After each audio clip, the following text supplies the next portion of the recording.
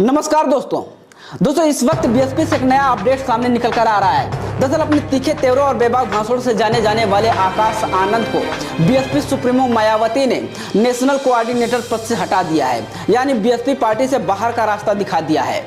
ऐसा उन्होंने क्यों किया है, उन्होंने ट्वीट करके पूरी जानकारी दी है, जो मैं आपको आगे बताऊंगा। लेकिन इस वक्त मैं आपको यह बता देना चाहता हूं कि 10 दिसंबर 2023 को बीएसपी सुप्रीमो मायावती ने आकाश आनंद को बीएसपी पार्टी में नेशनल कोऑर्डिनेटर का पद दिया था, साथ ही अपना उत्तराधिकारी भी घोषित किया था। तब आकाश आनंद ज्यादातर पार्टियों में नहीं जाते थे, लेकिन किसी पार्टी में चले भी जाते थे तो विपक्षी लोग थे उनका मजाक उड़ाते थे, ये कहते हुए कि ये तो दूसरा पप्पू है। खास तौर पे भीम आर्मी के लोग भी इनका मजाक उड़ाते थे। लेकिन जैसे ही 2024 के लोकसभा चुनाव में बीएसपी प्रत्याशियों के लिए चुनाव प्रचार करना शुरू कर दिया, मंचों पर जब चढ़े तो अपने आक्रामक तेवर और बेबाक भाषणों से विपक्ष के सभी नेताओं को लपेट लिया। यहां तक कि भीम आर्मी चीफ चंद्रशेखर आजाद को तो तू मैं भी कर दिया।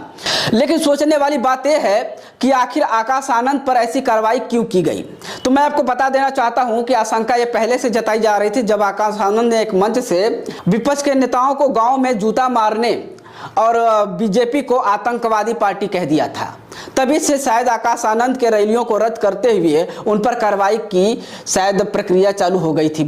लेकिन मैं आपको एक सच्चाई बताऊं कि बीएसपी में आकाश आनंद के आने से और उनके बेबाक भाषणों को सुनने के बाद बीएसपी के तमाम समर्थकों को लगा कि बीएसपी जो है पुराने दौर में लौट गई है। बहुत सारे युवा बहुत जल्द आकाश आनंद के साथ जुड़ने लगे थे।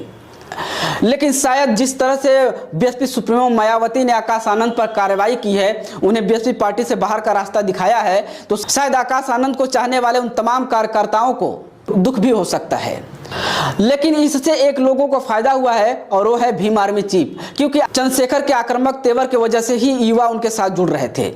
और जैसे ही आकाश आनंद आए और उनका आक्रामक तेवर चालू हुआ मंचों से, वैसे ही भीम आर्मी से बहुत सारे लोग कटाक्ष करते हुए आकाश आनंद से जुड़ने लगे थे।